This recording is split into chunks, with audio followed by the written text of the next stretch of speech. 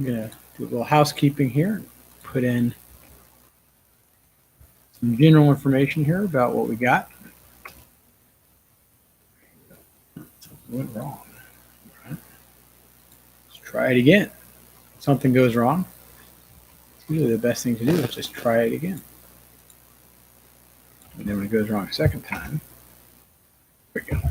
All right. Cool. It's good to be back with you guys. So as you can see, I just kind of put a little bit of information about the channel.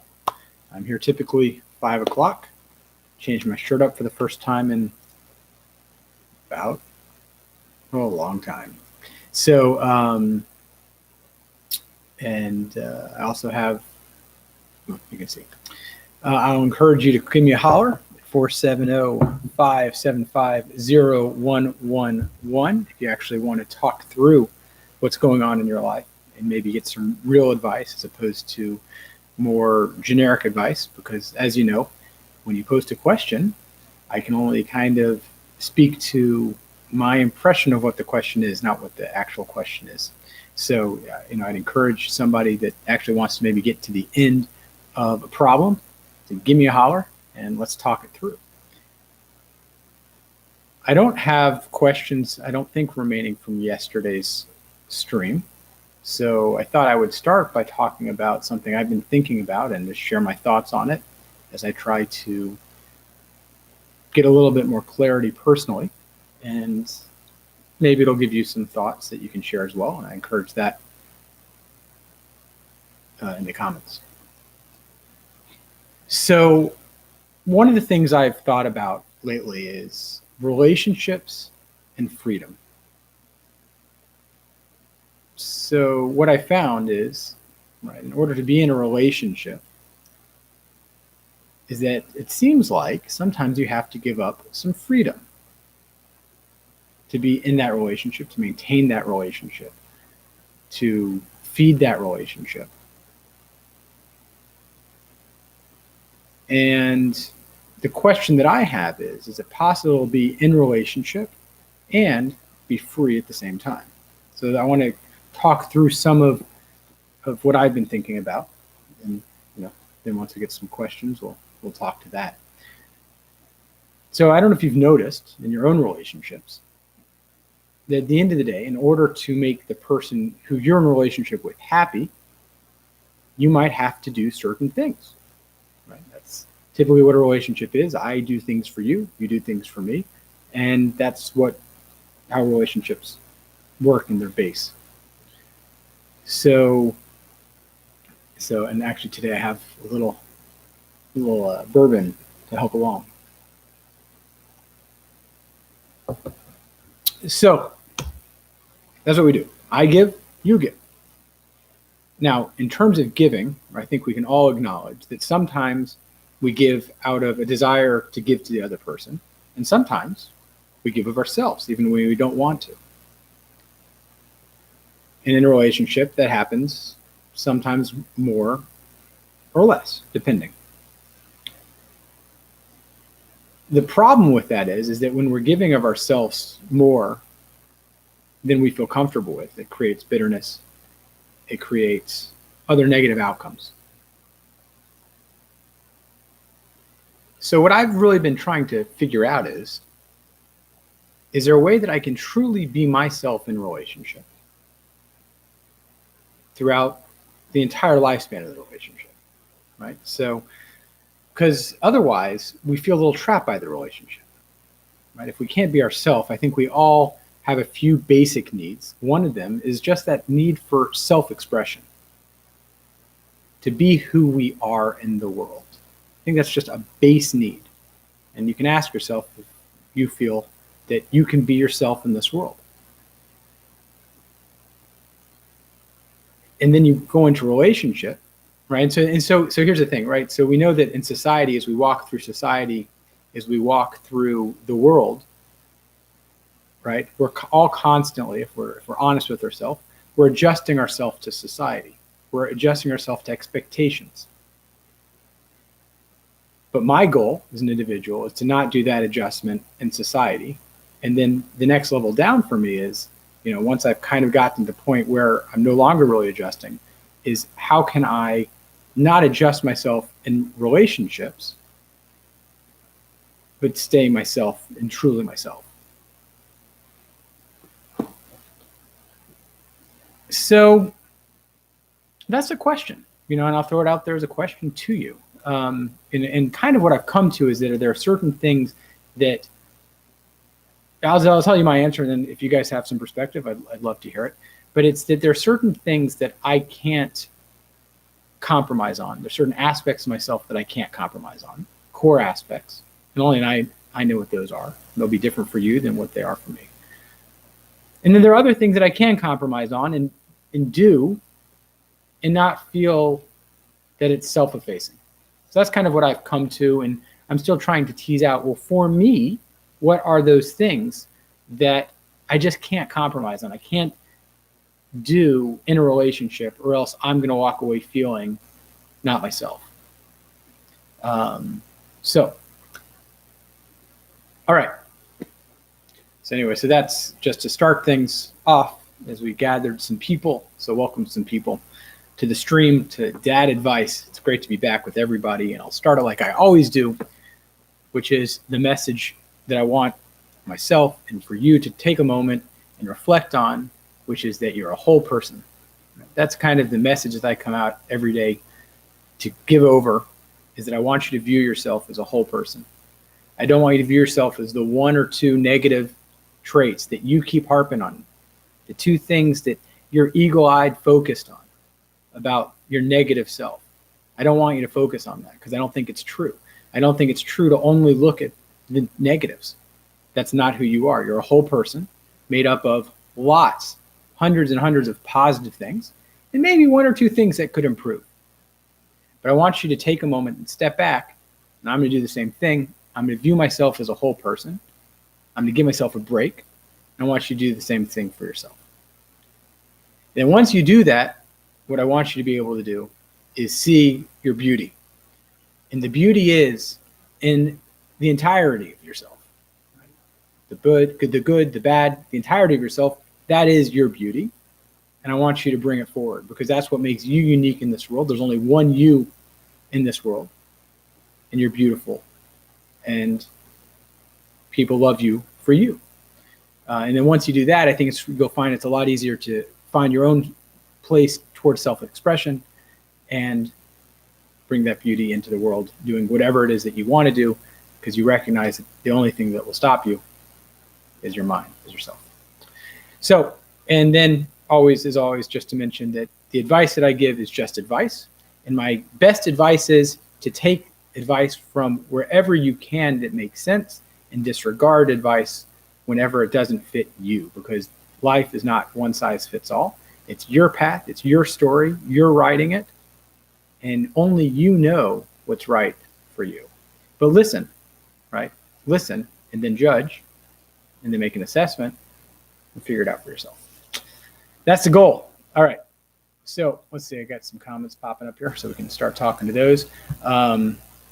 And the phone number is there at the top. So you're welcome to give me a holler and we will chit chat about whatever you would like to chit chat about. And let's see what we got. Happy you're here, Dad. Always a pleasure to be here. It's always, something I look forward to in my day is to spend time kind of answering questions and being part of this part of my world. So thanks. How am I? I'm wonderful. Yes, thank you. Actually, I'm really good. I'm really grateful for the space that I get to be in, the space in which I get to live. Very thankful for that. And that to me is pretty amazing.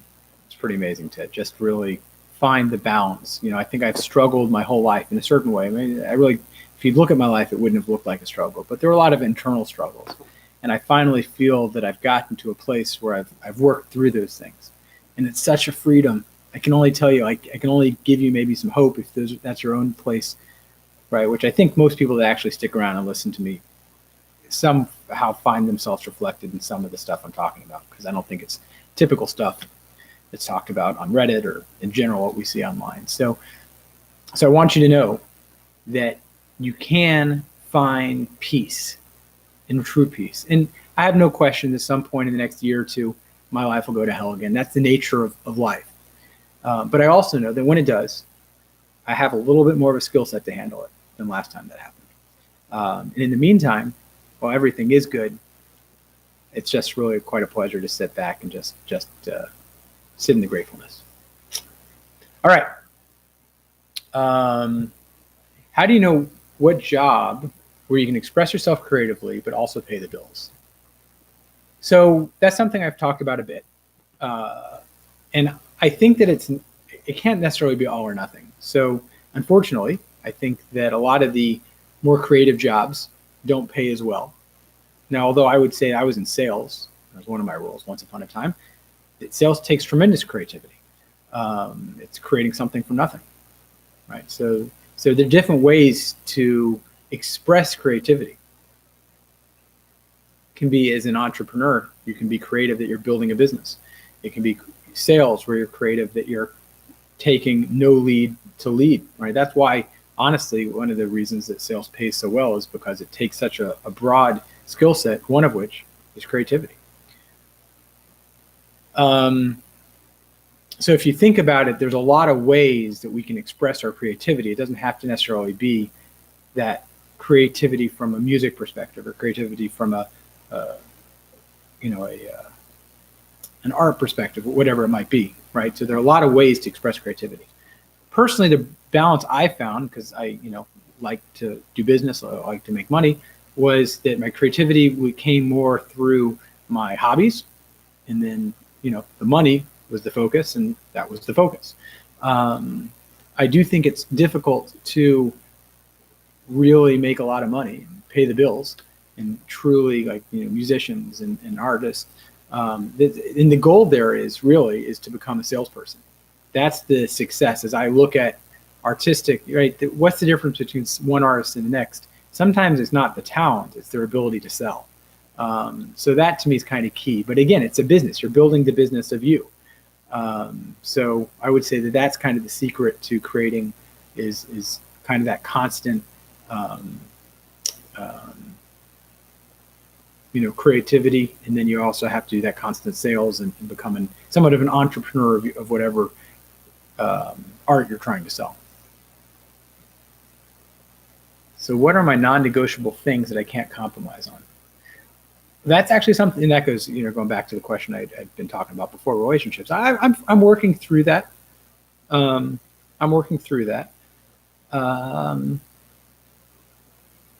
And I think it probably depends on the person I'm with, is kind of what I'm coming to realize, that the different people fit cleaner with you than others, right? There's less friction. And I'm sure you see that in your own friends. There are certain friends that it's just easy.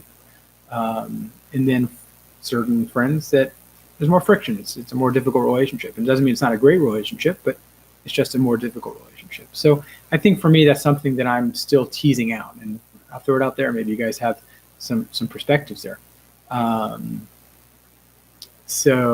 I'm not just talking about like morals. Like I'm going with the assumption that we're on the same page regarding morals, and that we're both kind people.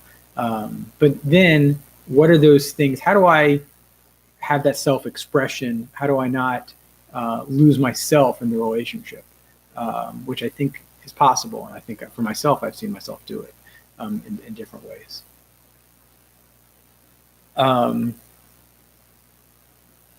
Okay. What do I think of plant-based meat alternatives? I think they're awesome. I think they're clearly going to be part of the future. I'll be curious to see, if there's any adverse effects from processed food on our health. But I also think it's just such a, from an environmental perspective, from a kindness to animal perspective, it's very exciting that it's really taken off. Tell us about your emotional hardships and how you overcame them. Please give me an example of your skill sets. I'm not sure where to take that one.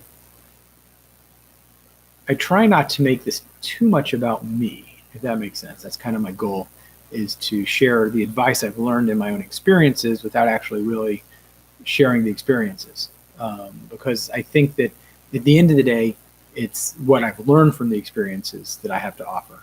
And I wouldn't even really know where to go with that. So I'm going to skip that. If there's something more specific, I'm happy to speak to it though. Okay.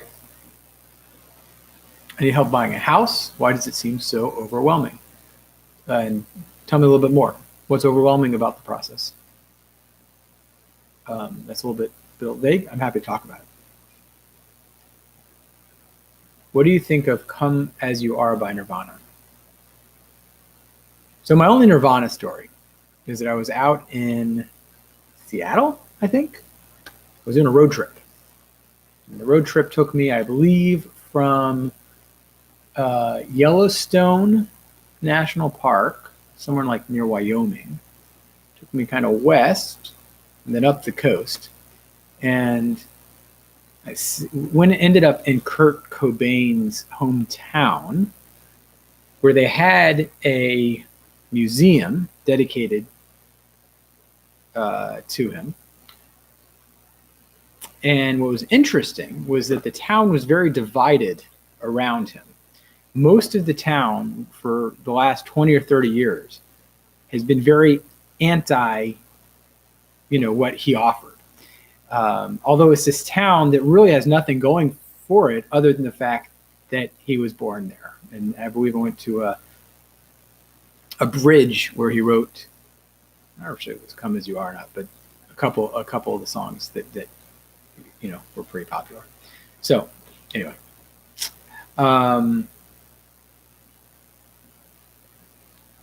okay.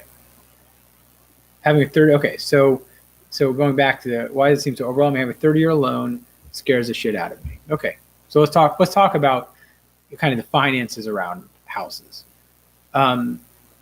So the idea of a 30-year loan is that it makes it more affordable for you to buy the house, right? So instead of having to pay off your debt in 15 years, you have 30 years. That's the word mortgage comes from mort, which is death, right? So it's literally like, a mortgage is kind of like a death that's looming over you in its essence.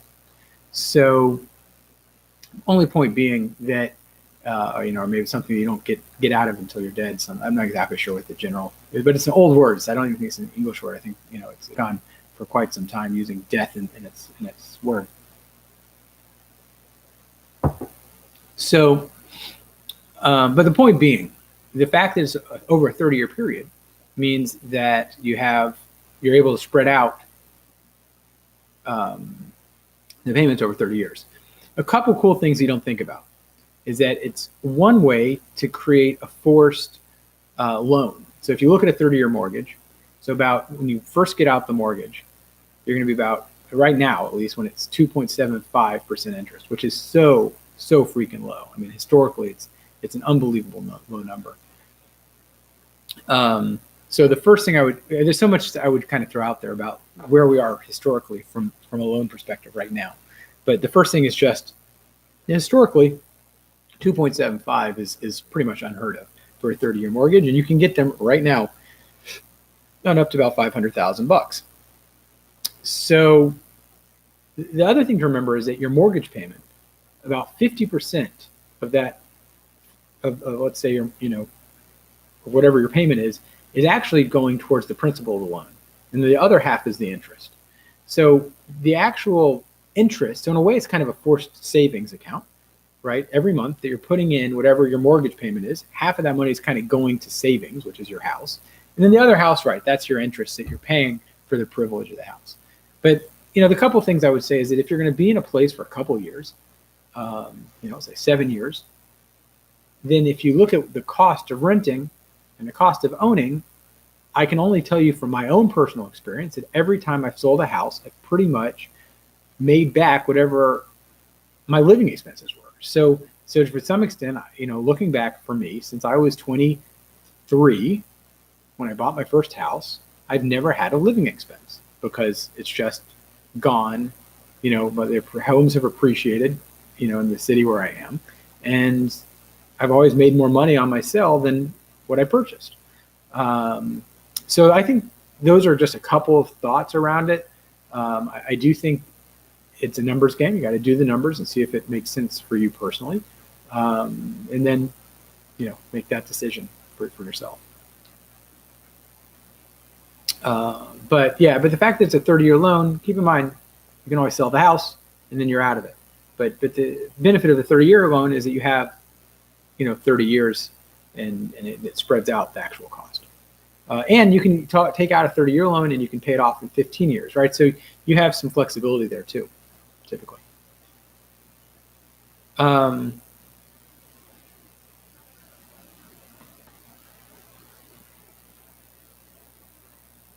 So another thing I would say, just because I'm reading down to the end here also, is that talk to mortgage brokers.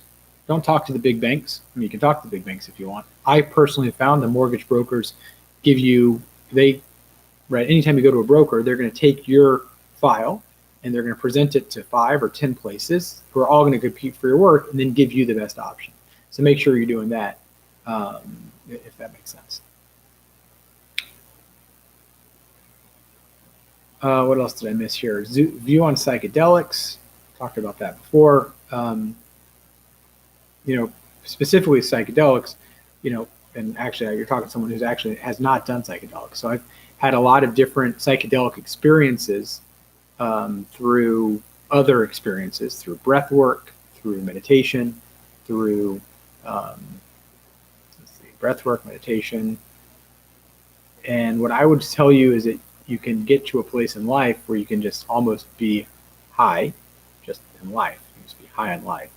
And they all give you different perspective. And I think psychedelics are another piece of that puzzle where they're all focusing you in towards the oneness of the world, giving you a different viewpoint into oneness, and where you fit in to the world.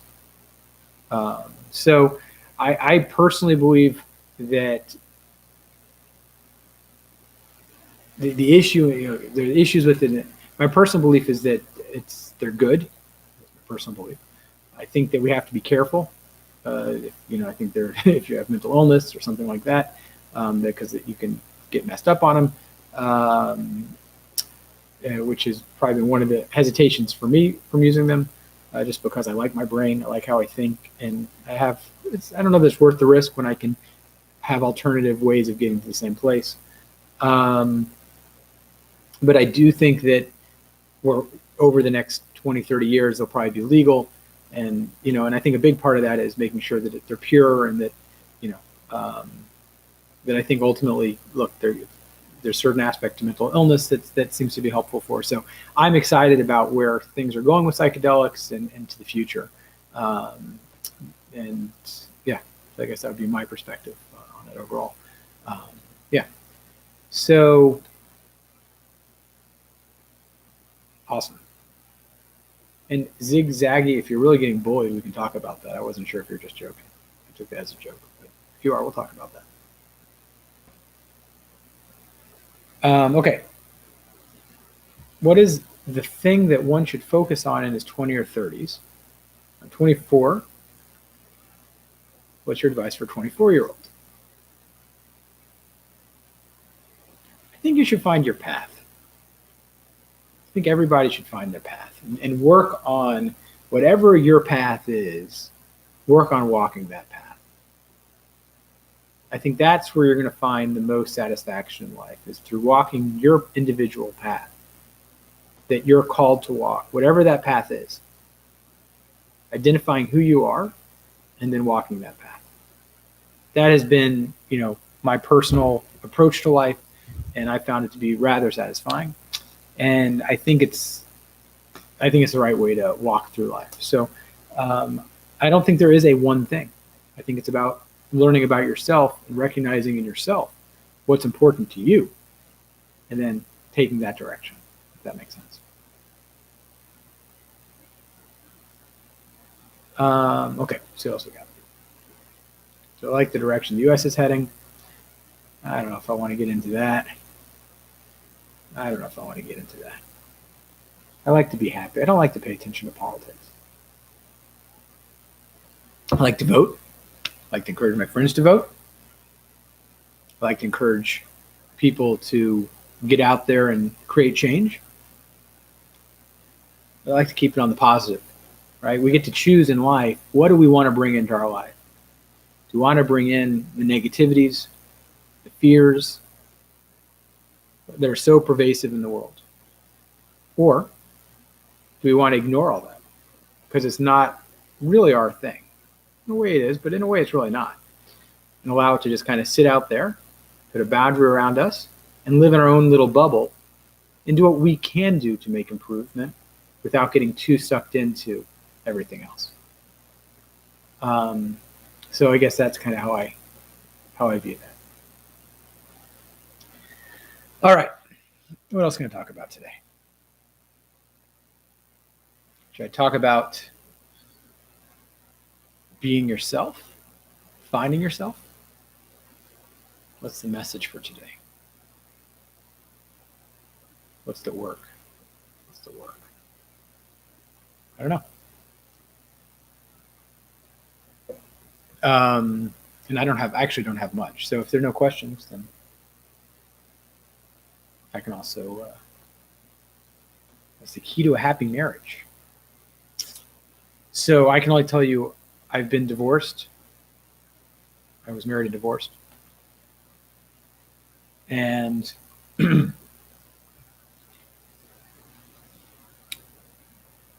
so with that in mind, the best thing to ask are people that are happily married. I think that's right. That my advice would be, if you really want to know keys to happy marriage, and the problem is you never really know who's happily married.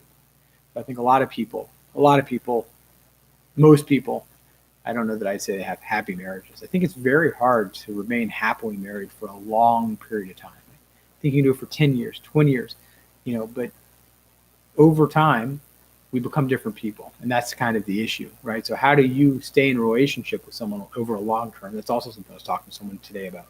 Because that's my goal. My goal is to be in a relationship long term with one person. But how do you do that if you're a person that's walking your own path? And chances are the person who I'm going to be in a relationship is walking her own path. And how do you walk paths together, right? How do you stay connected in a way and be able to retain your own freedom for both of you? That's the hope, right? Some of it's luck, meeting the right person that has the right overall,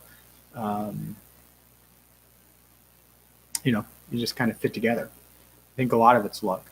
I think it's easier when you're younger because you can grow together. I think by the time I'm 45, it gets a little bit more difficult because we're so set in our ways. So we have to be willing to be a little bit more flexible, or maybe life makes us a little less flexible, perhaps. So I think that there are keys to a happy marriage. I don't think there's a key. One is meeting the right person, right? Because you can do all the work you want, but if you marry the wrong person, you have no control, right? So you have no control over the person in your relationship with. All you can ever control is yourself. So the first key to a happy marriage is finding a person that's emotionally mature, honest. So you got to see, are you marrying the right person? And then I think it's about giving to each other in a way that feels like we're giving, because we can give all we want, but if it doesn't feel right, if the other person receives love in a different way than we provide it, they won't feel the love, and then things will break down. So can we make the person feel our love for them and our care? And then once life gets busy, can we find a way to maintain our connection and kind of keep the relationship fresh while all the other craziness of life is going on around us? So I think these are just some of the struggles, right, that we have to, kind of surmount in order to have that success, if that makes sense.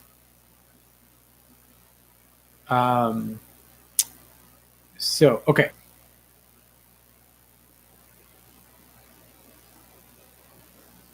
Thank you.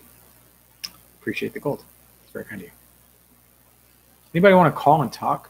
I just feel like today would be a good call and talk day. There's nobody here, just 11 people listening. We can work through something. I'll put my number in here. It is always interesting to me how I never quite know. I'll put this all in here. I never quite know how many people are going to show up for one of these things, which is it's really quite wild. It's kind of the randomness of it's really interesting. And it makes sense. I understand how the algorithm kind of works. That makes sense. It's how I'd program it. You get the most exposure to lots of different people. And there is, I have a channel here. If this is of interest, you can subscribe to the channel and see things after I've done them. And then I have my YouTube channel. I need about 30 more people to subscribe, and then I'm gonna stop asking people to do that. But then I can name my channel and people can find me. Maybe I'll just chill. You know what? I'm gonna do a different dad advice today. Usually dad advice is just answering people's questions, but today I got a drink. I'm just gonna chill with you guys. I got nothing going on. My kids are at their mom's house. So let's do something a little different. What should we do today? So it's hard to chill and have conversation when there's nobody you're talking to. But I have a phone here. And there was a guy. Let's see if I can remember. I'm going to call up this guy and see if he picks up the phone. That's what I'm going to do. Let's see if I can find him. I think I can. Oh, yeah, I know where he is. Because I just subscribed to him on YouTube. I'm going to give him a call and see if he picks up the phone. See what happens. All right. Let's see if I can find it here. History. I was just watching one of his videos. Funny dude. But it's not showing my history. That's too bad. That is too bad. Subscriptions. Oh, here he is. Got him. All right. I'm going to call this dude. And I found him on Reddit. There we go. We're going to give this guy a call. Let's see if he picks up the phone. 472 Geck. And this guy is a really funny dude. And hello. Please state your name after the tone. See what happens. Hey, this is Josh, and I saw your Reddit. Here we go. See what happens.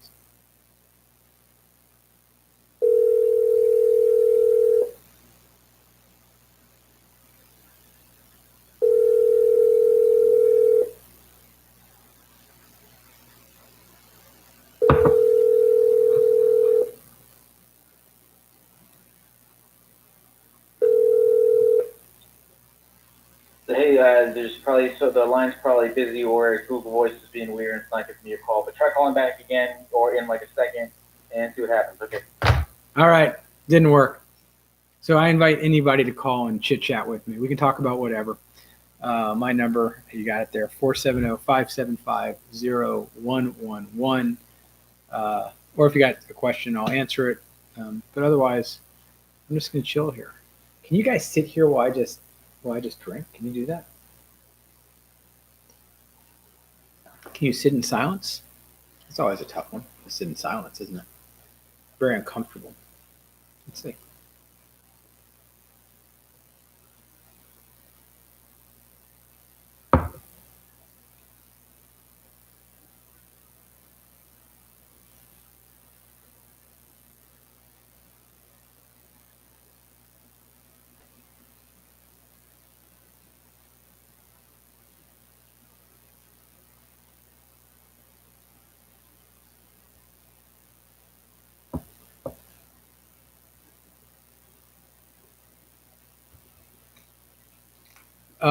Do I use WhatsApp? Yeah, sure. You can do. Hold on. Oh, but it has to be on my phone, man. So I do have WhatsApp, but I don't know how to really, give that out. If you can track me down, it's all good. But yeah, it's too bad. I didn't think about that. Wonder if I can call you from my SIP phone. I don't know. You did not miss anything today, sir. or lady, as you may be. It's been a very quiet day because I think everybody's just out doing their thing. And we're just sitting around drinking and chilling.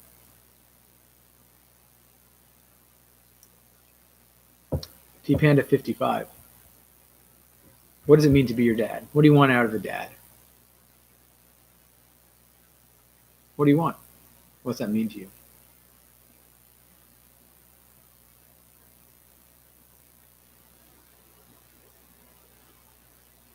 So, Risha, I don't have a good way to reach me, actually, other than that one number, unfortunately. I'm sorry.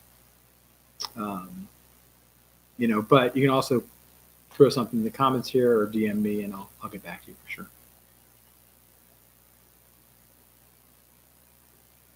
I'll get back to you for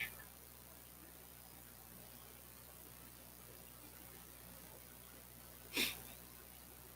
I'm happy to give support to anybody that wants it. That's why I'm here. I mean, let's be honest. Like, what am I doing here? At the end of the day, it's to give. Really, it's to give advice. I mean, the thing is, I look back and I'm like, I wish when I was 20, I had gotten some of the advice that I'm giving over to you guys, which is just basic ideas that I've learned along the way.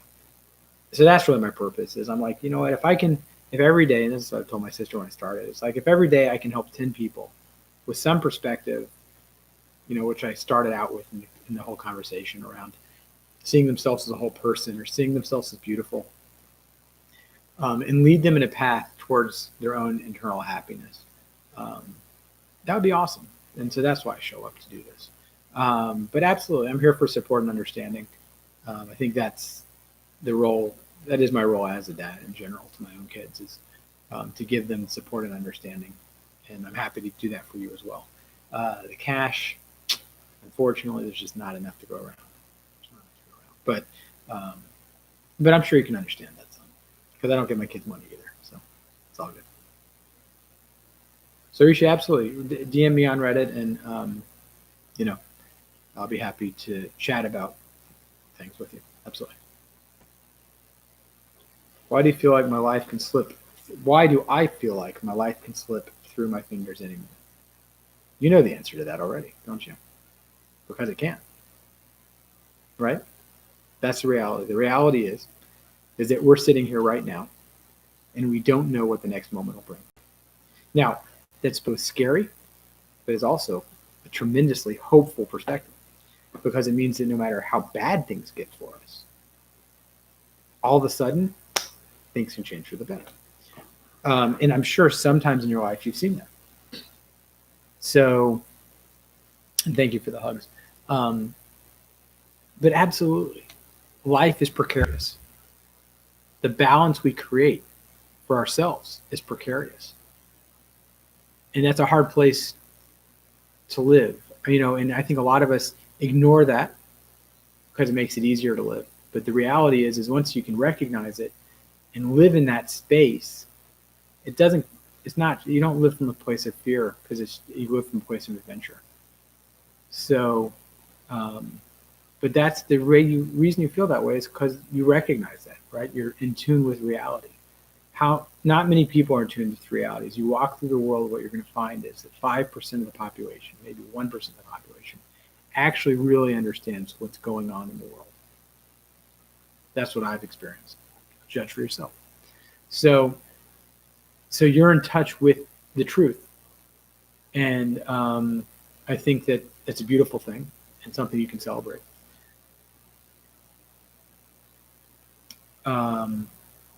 And so, okay, struggling after the military, got a job working shift work as a 911 dispatcher. It's stressful, but I'm scared to lose what I've built. And maybe just focusing on, and especially if you're working as a 911 dispatcher, that's bringing this really close to home, is how all of a sudden someone can shoot you, or all these things, right? It's all of a sudden someone drops, of a heart attack in their kitchen and their family's around. So this is really bringing in a real way to you. And frankly, if I was in a role like that, I would hope that they offer you some therapy to help you create boundaries around what you're seeing. So you can also see that, hey, you know what? I'm in this world which is being inundated with certain fear and reactions and stuff like that, but that's not the whole world. And I talk about this a lot, the perspective that we have to step back and look at the broader picture. We typically see ourselves, right? Just look at yourself, right? And how you view yourself. And it goes back to what I was talking about before, but it's the same idea that you probably see the one or two negatives in yourself, right? And that's because we get hyper focused in one thing as opposed to seeing the whole picture of who we are, the whole person. And we do that in our life, right? So we'll hyper focus on our experience right now as opposed to saying, you know what, life lasts 100 years. Or we get hyper focused in our community. So it's what we end up doing is we end up hyper focusing on things as opposed to looking at it more broadly. And so a job like that, you really have to learn how to say, I'm seeing all this stuff because of where I'm sitting. But the reality is most of the world doesn't see any of those things. And I think that can help. And, because that's a stressful environment. I mean, that's a really stressful environment. Well, thank you for the gift. I'm glad that was helpful. So what I've learned about, you say life is crazy, but it's scary, is that there's something about living in the space of fear. So what I mean by that is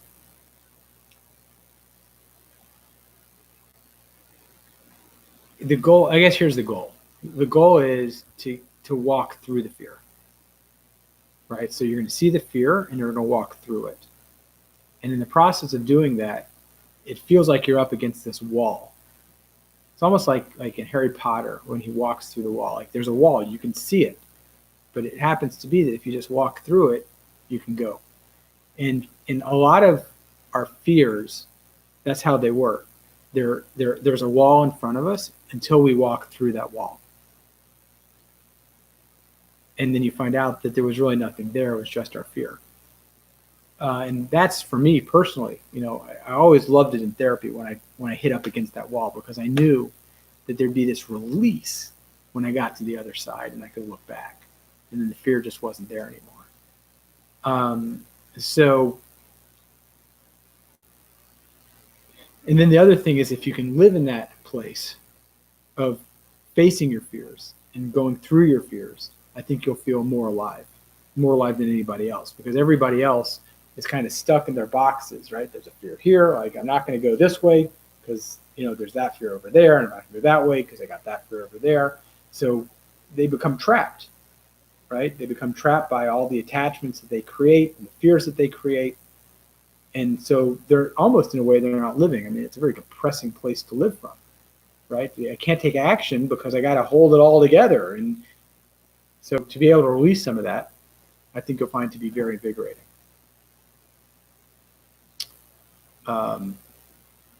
But thank you for working as a 911 dispatcher. I appreciate that personally. So thank you.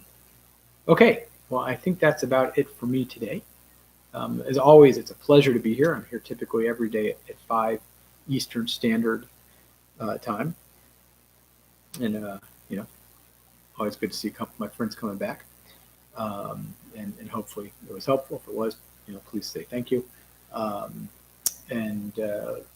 always like to begin and end with 2 thoughts. And actually, I'm going to do one other thing, since it does seem like I have some different people here today. Which is I want you to understand that there's something that's motivating you that is a false truth about yourself. And what this means is that there's something you're telling yourself that underlies everything you do. And I want you to try to identify what that is, because typically it's not true. Or it's a negative thing about yourself. It's motivating everything you do and driving you crazy. And if you can figure out what that is, you're going to find some peace. And I talk more about that. You can come back another time, and I talk about that all the time, so I'm not going to go into it right now. But in fact, you can go back to my RPAN channel, my VDAD subreddit, And I'm sure I have some sessions where I've talked about that. But what I want us all to remember, myself included, is that I'm a whole person. So I'm not going to view the one or two parts of myself that I try to compare to other people that don't quite match up. That's what I'm going to do. I'm going to instead focus on all my amazing attributes and qualities and see myself as a whole person. And I'm going to see myself as beautiful. And I want you to see yourself as beautiful as well, as that beautiful whole person. And then I'm going to go do whatever I want, because the only thing that's holding me back and the only thing that's holding you back is right there. So cheers to all you guys. Happy 4th if you live in the US. And if you don't, I hope all is beautiful and you're having a wonderful weekend. I'll be back here tomorrow at 5 to continue the discussion. Cheers.